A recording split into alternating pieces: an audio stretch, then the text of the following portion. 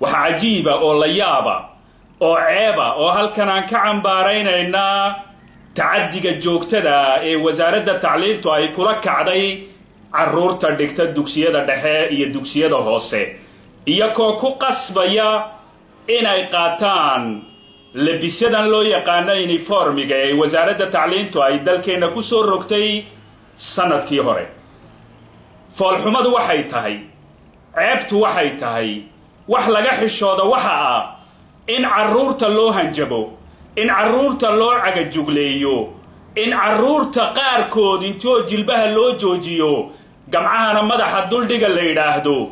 ayaa ceeba oo foolxuma ah iyadoo ujeedadu ay tahay in lagu qasbo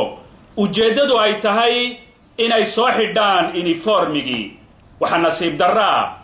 inuu labiskii uu noqday cadaadis inuu labiskii uu noqday tacaddi inuu labiskii uu noqday dhalinyarta ama caruurta in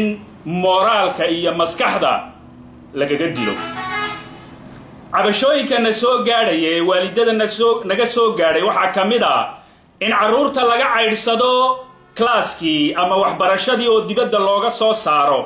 oo weliba laga leeyahay haddaanad soo xidhanaynin labiskii iskool ma gelaysid waa nasiib darro in wasaaraddii tacliintu ay ku dambayso labis darteed loogu diido caruurta inay tacliintoodii iyo waxbarashadii ay dhigtaan waxa nasiib darra oo foolxuma in caruurta qaar iyo dugsiyada qaar intoo laga soo dareeriyo klaasyada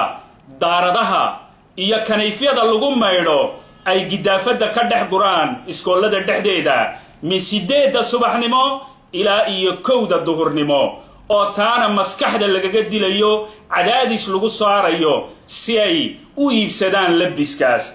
waxa kaloo nasiib darra in caruurta loogu hanjabo si joogta iskuulkan ka eriyayna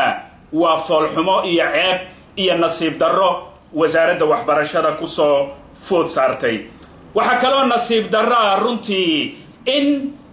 dad loo xil saaray hawshaasi klaasyada intay dhex meereystaan caruurta xaadiriyaan caruurta kale ku horbahdilaan oo ay ka soo dareeriyaan iyagoo weliba u hanjabaya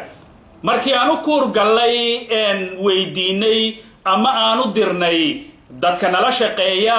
agaasimayayaasha iyo macallimiinta waxaa nooga soo baxday in amarkaasi uu ka imanayo wasaaradda waxbarashada xaggeega ugu sarraysa halkan waxaan fariin uga diraynaa Ismaaciil Cumar Geelle oon leenahay waxbarashadii dalka iyo tacliintii ma waxaad ku dambaysiisay oo ku soo gabagabaysay in caruurta lacag intoo laga qaado ama la yiraahdo lacag iyo koo bixiyo labiska iibsada maahine inay iskuulka dhiganin inay fasallada gelin inay tacliin helin ma siyaasadii halkaasay ku dambaysay waxaan Ismaaciil Cumar Geelle ugu yeedhaynaa in halkaasi ay fashilaad iyo foolxumo wasaaradda tacliinta iyo siyaasadiisa ugu qorshaysan ee ku habaysan xagga tacliinta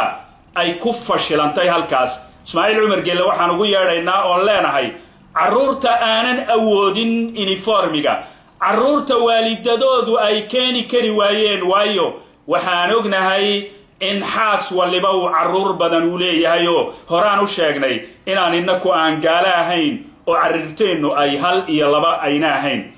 siyaasadii Ismaaciil Cumar Geelle ee tacliinta halkaas ayay ku fashilantay ceebtii waad arkaysiin foolxumadii waad arkaysiin runtii waa wax laga xumaado halkanna waan ka cambaaraynaynaa foolxumada iyo tacaddiga iyo ceebta iyo cagajuglaynta lagula kacay caruurta aanan sidanin labiska wasaaradda tacliinta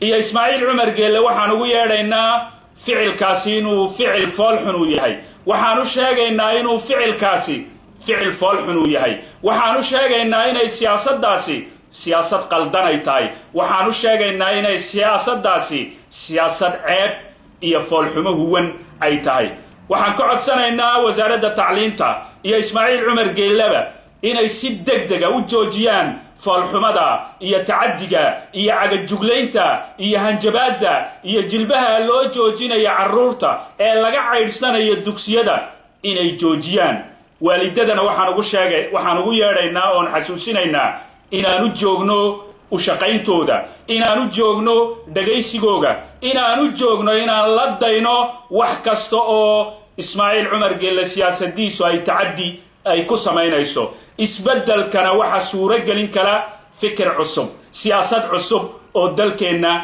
ka hana qaada insha Allah ta'ala.